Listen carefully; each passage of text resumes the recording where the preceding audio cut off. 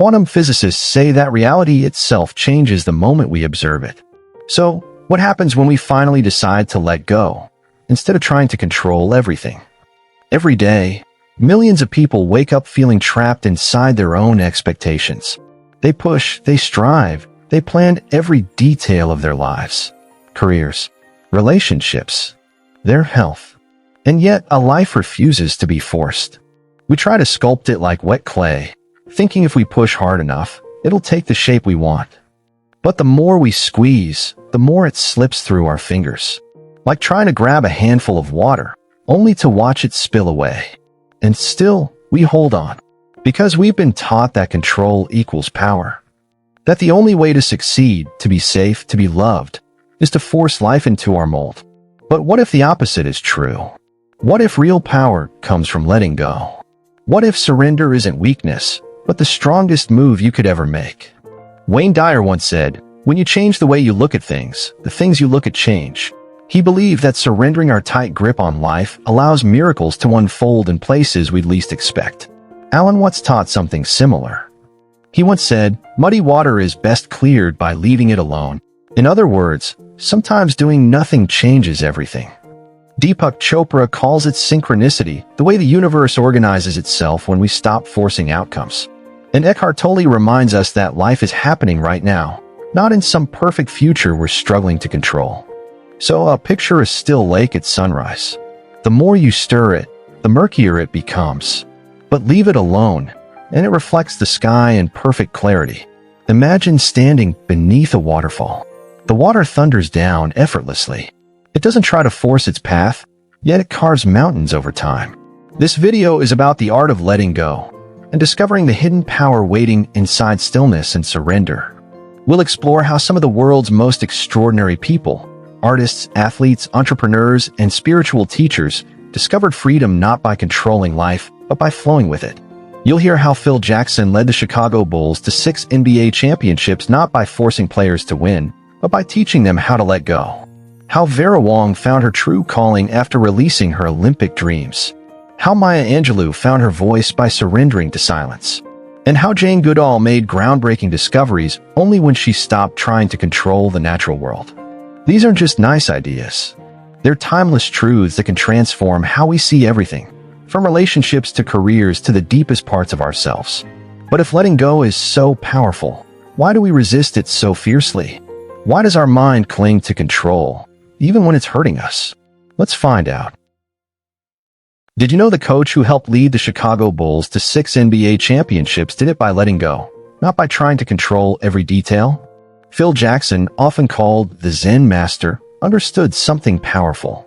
He knew that forcing things doesn't always bring results.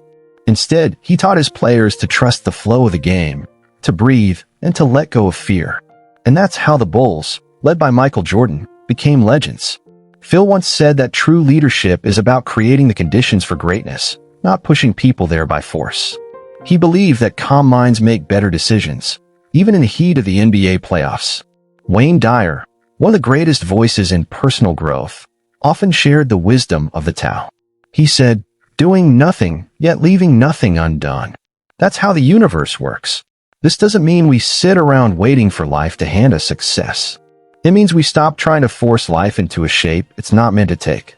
Alan Watts, the philosopher who helped bring Eastern ideas to the West, put it another way. He said, "The harder you try to stay on the surface of water, the more you sink. But when you relax, you float." Imagine that for a moment. Picture yourself struggling to stay afloat in a pool. The more you panic and kick, the faster you go under. But the second you trust the water and let go, your body rises and floats. Michael A. Singer, author of The Surrender Experiment, learned this lesson the hard way. He discovered that when he surrendered to life instead of trying to control it, life took him to places his mind could never plan. Ram Dass, another spiritual teacher, once said, "Be here now." He meant that surrender only happens in the present moment. Not yesterday, not tomorrow, but right here. These teachers all speak about the same hidden truth. Letting go is not weakness. It's how you tap into the greatest strength there is. Think of Vera Wang. For years, she trained to be an Olympic figure skater. She poured her whole identity into that dream. But when she finally let go of that path, she discovered something unexpected. She fell in love with fashion. And by surrendering one dream, she stepped into her true genius, creating designs worn by brides and celebrities all over the world. Vera Wang didn't quit. She just stopped forcing life to follow a plan that no longer fit. Or look at Maya Angelou. As a young woman, she faced unspeakable trauma.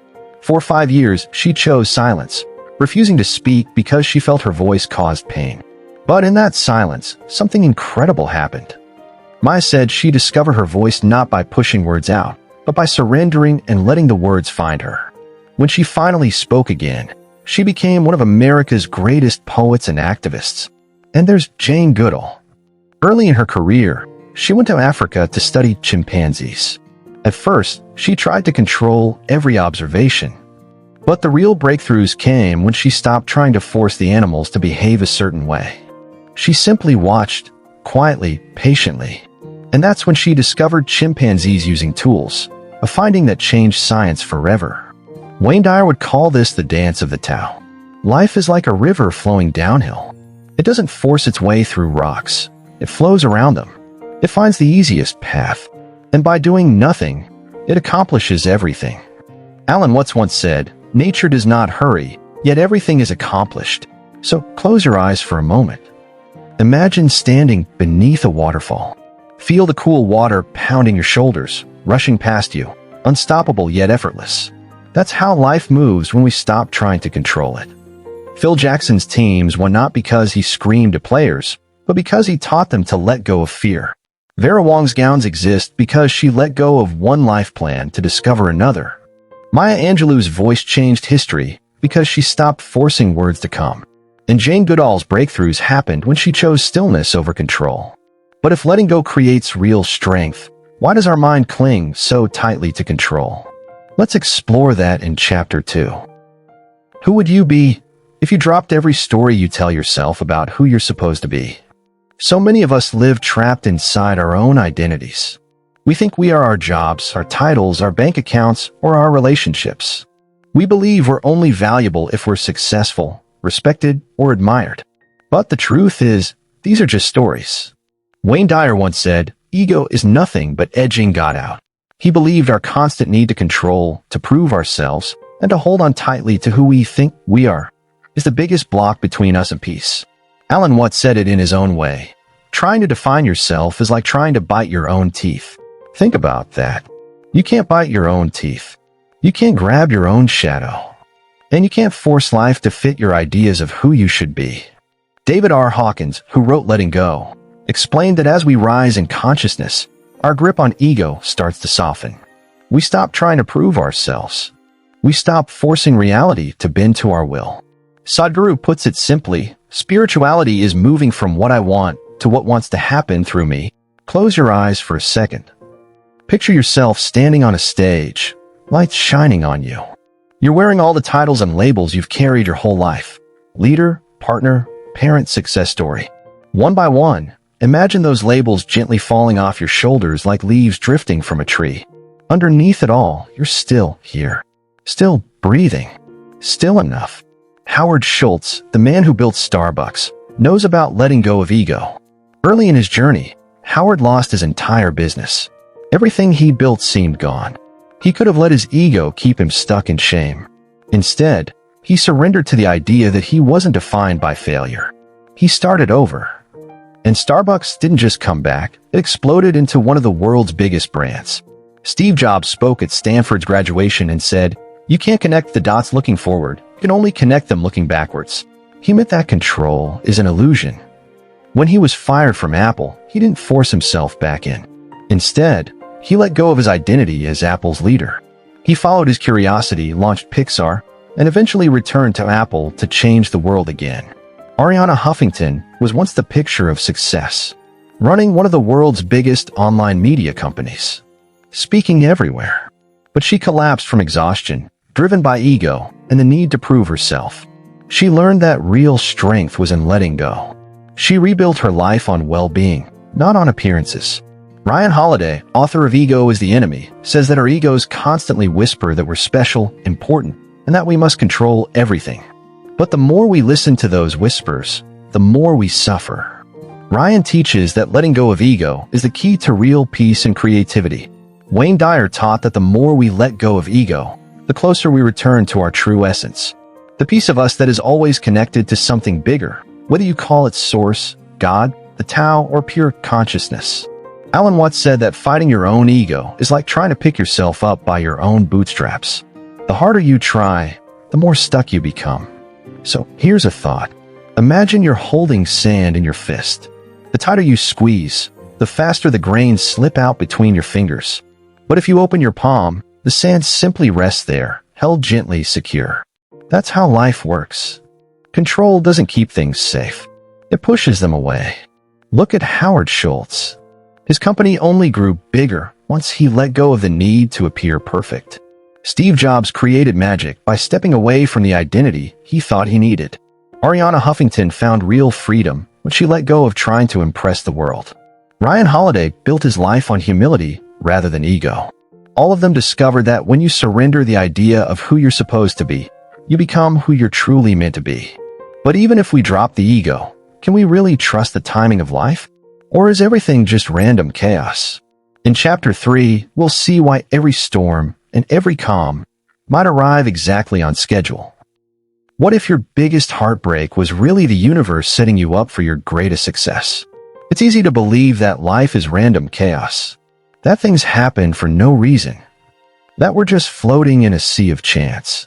But what if there's a deeper order working underneath it all, one we can't always see? Wayne Dyer believed in what he called divine timing. He said, "There's a time for being exhausted, and there's a time for rest." He meant that even the struggles we go through might be perfectly timed for our growth.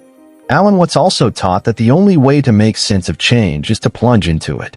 He believed that fighting life's timing only makes us suffer more. Imagine standing on the shore, watching ocean waves rise and fall. No wave forces itself to be bigger or smaller. Each comes and goes in its perfect moment. That's how life works too. Eckhart Tolle tells us that life is always happening right now. Not in the future we're trying to control, or in the past we're clinging to. The only moment we have is this one, and sometimes its timing makes sense only later. Deepak Chopra says synchronicity isn't coincidence. It's the universe organizing itself around our true path if we just stop resisting. So why is it so hard for us to trust the timing of our lives? Maybe it's because we think delays mean failure, or that setbacks mean we're off track. But sometimes, delays are hidden gifts in disguise. Take Samuel L. Jackson. Before he was a Hollywood superstar, Samuel struggled with addiction. He didn't become a global name until he was 46 years old. He once said that the roles he's famous for came only because he went through his personal storms first. Imagine if he believed he was too old to succeed. The world might have missed one of its greatest actors. Or look at Julia Child. She didn't discover cooking until her late 30s and didn't become famous until her 50s. For years, she thought her life had no clear purpose. But when she finally surrendered to her curiosity, she became a culinary legend who inspired millions.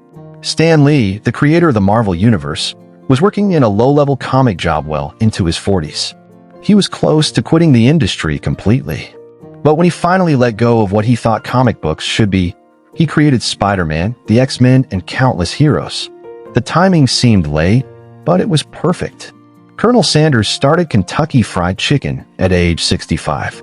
Before that, he'd been a gas station operator, a ferryboat captain, and even worked on railroads.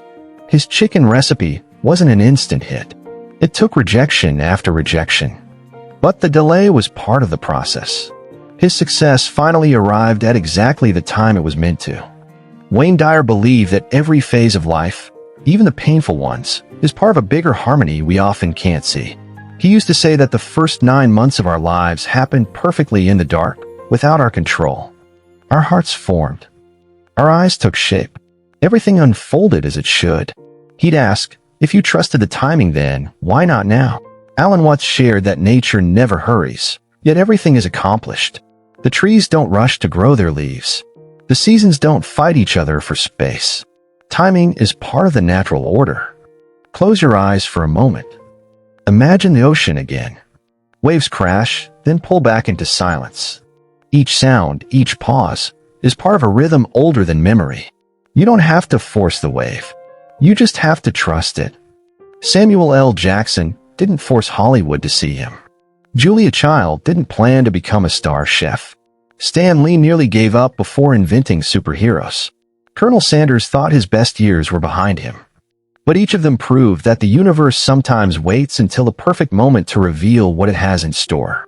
So maybe letting go isn't just surrendering control. It's believing that life's timing is flawless, even when we can't see it yet.